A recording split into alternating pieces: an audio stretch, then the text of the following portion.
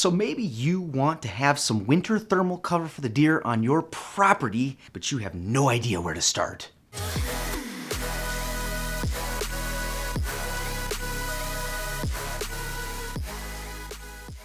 Hello everybody, this is Nathan Nelson with Stillwater Outdoors, and today I've got 10 tips for you guys for winter thermal cover on your property. It is no mystery that conifers are going to produce a lot of good winter habitat for the deer. It often can be 5 to 10 or more degrees warmer in these areas where you have good conifers. I don't know if you guys have been walking through the woods before, and then you get out into that big wide open field, and all of a sudden it's like, ooh, holy smokes, that's cold. That's because the wind chill is kicking your butt. With deer, wind chill is a big deal. So if you can have conifers or something to block the wind, that is going to be a huge first step in being able to create good winter deer habitat. So before we get started on these 10 tips, I wanted to mention that it's a good idea to know what type of thermal cover is normally growing in your area. Now, in my area, we have lots of balsam and spruce. Like, those are the two dominant types of conifers in our area. Another option that we have is we have a lot of red pine. We have a lot of white pine. We also have some white cedar, but not much. We have some jack pine, and we also have a little bit of black spruce. If you go a little bit further to the east of where I live, there are some hemlocks as well. Now, my favorite type of winter cover tree in the northern big woods forest is white cedar.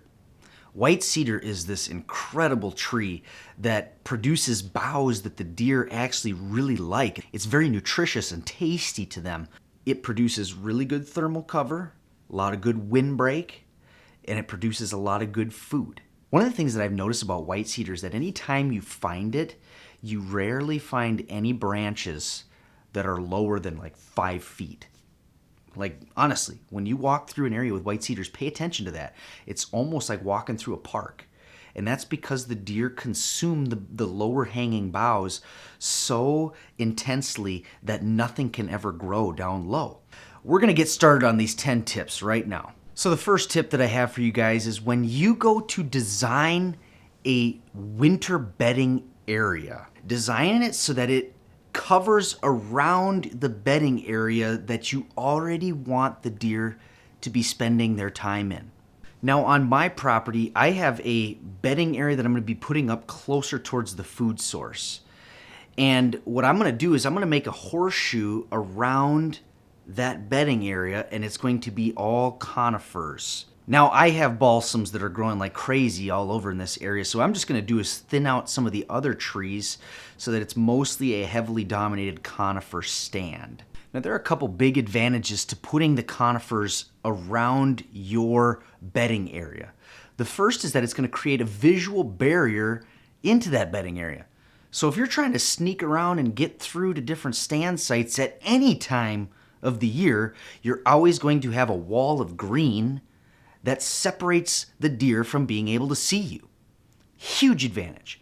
The second thing that it's going to be an advantage for is that if you put this band of conifers from the west to the north and back down to the east, you are going to prevent any sort of northern wind from cutting through that bedding area and making it bone chilling. The other big advantage to doing this is that the conifers are going to dampen a lot of the noise that gets traveled through the woods. So if you're accessing your stands and you know that your bedding area is completely surrounded by a bunch of conifers, you're going to have a whole lot less of your noise making it into that bedding area, which means you're going to have much better opportunities to hunt these deer.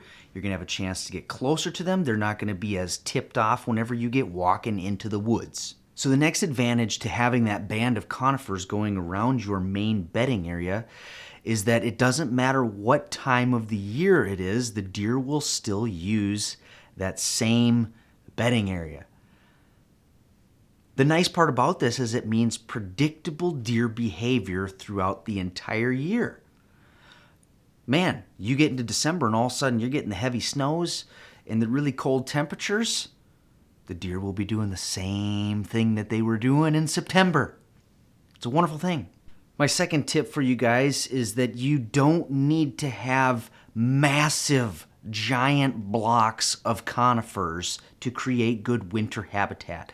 You guys, sometimes all it takes is just a couple little trees here and there.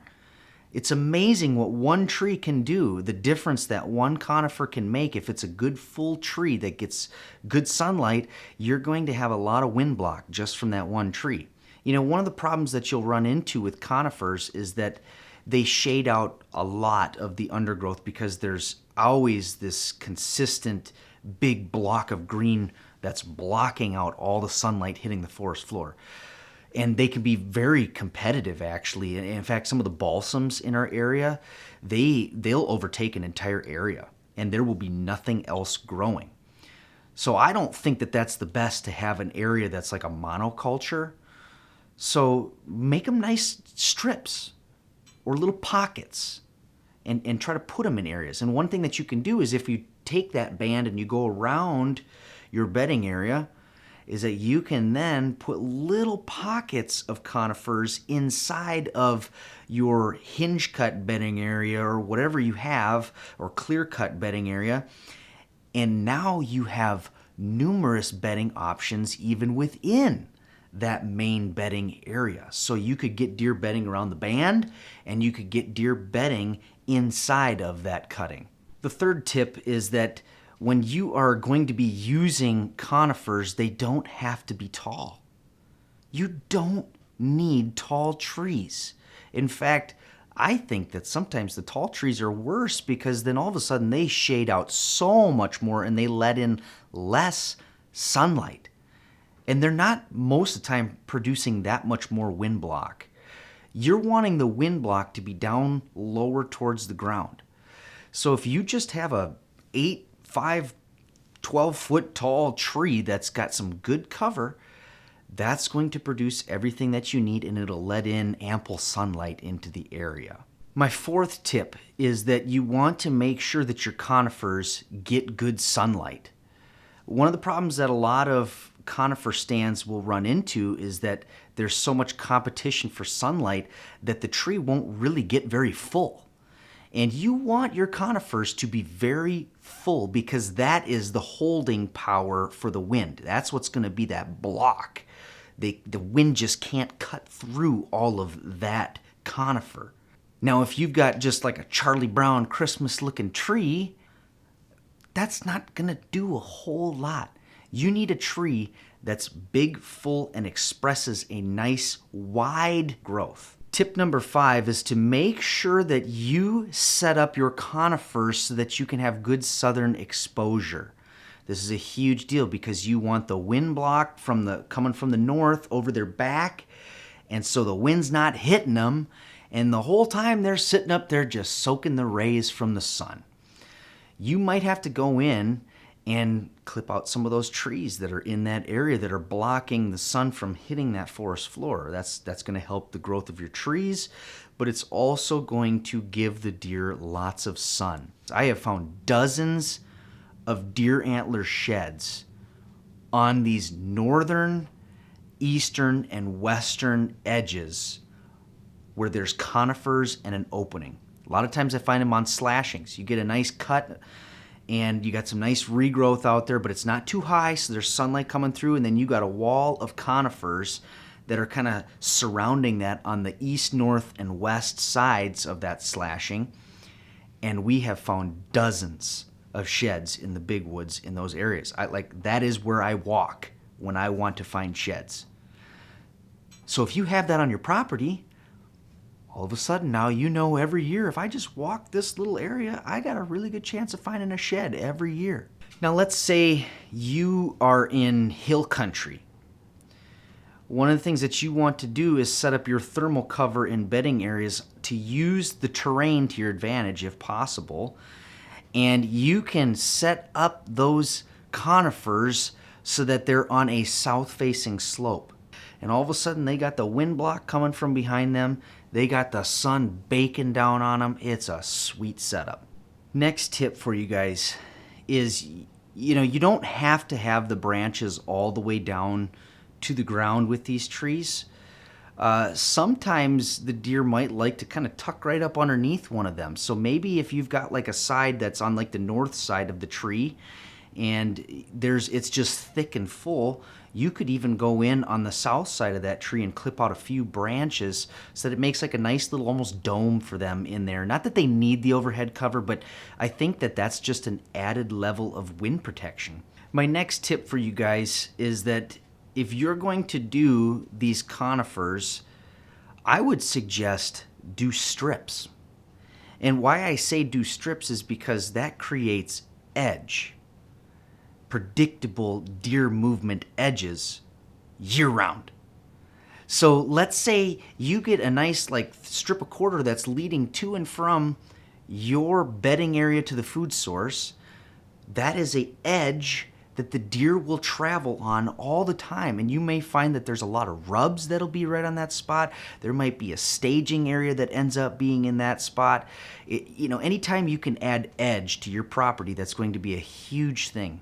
So I would suggest doing that over just putting in pockets of conifers, because pockets don't really, that doesn't give you predictable deer behavior for one.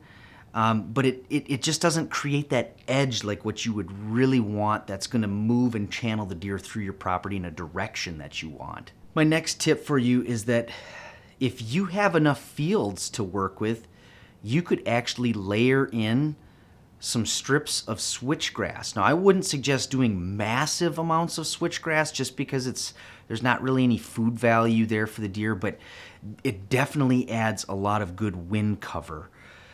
And the deer can sit in those spots or up on the edge of it and get a lot of good sunlight. Imagine this. You've got your main bedding area that's got all the thick, heavy browse, lots of good cover in there, lots of good woody regeneration. Then let's say out to the outside of that, you put your pines. But then let's say you do a strip of 20-yard wide switchgrass outside of that. Now all of a sudden you have extra wind that's getting cut off. It's not even hitting your conifers that hard. The deer could bed anywhere in that. They could bed anywhere along the conifers, or they could go inside of that cut that you have, the hinge cut bedding area or slashing or whatever you have, and they can spend all that time right in that just kick butt area. And what that really boils down to is layering. You're trying to add layers to your property that work together, and I think that that's a great way to accomplish that. Now, my final tip for you guys, and I'm saving the best one for last. I think that this is one of the most important things that you guys can get out of this video. Put your thermal cover close to the food. Close to the food. It makes no sense for you to have this really nice food plot and this really nice stand of thermal cover, but have them a half-mile apart. In the winter, you're trying to get these deer to survive, okay? If they've got to travel a half-mile from the thermal cover to get to your food source, you know what they're going to do? They're just going to find the best cover near the food source. They're not going to travel that far, at least not with any sort of consistency. So, you want to put this up near where you would normally have like your doe bedding area close to the food source. That's what I would suggest. That's what I'm doing on my property here. Put it up tight to the food source so that the deer literally only have to go like 50 to 100 yards and they're chowing down on all the good eats.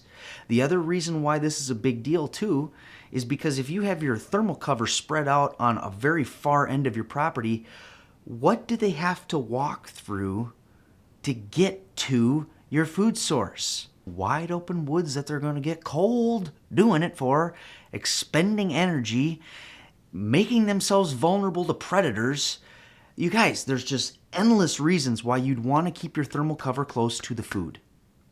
Absolutely. I hope that you guys enjoyed this video. If you guys have any other thoughts to add to this, please be sure to drop a comment down below and like and subscribe to the channel. Thanks, guys.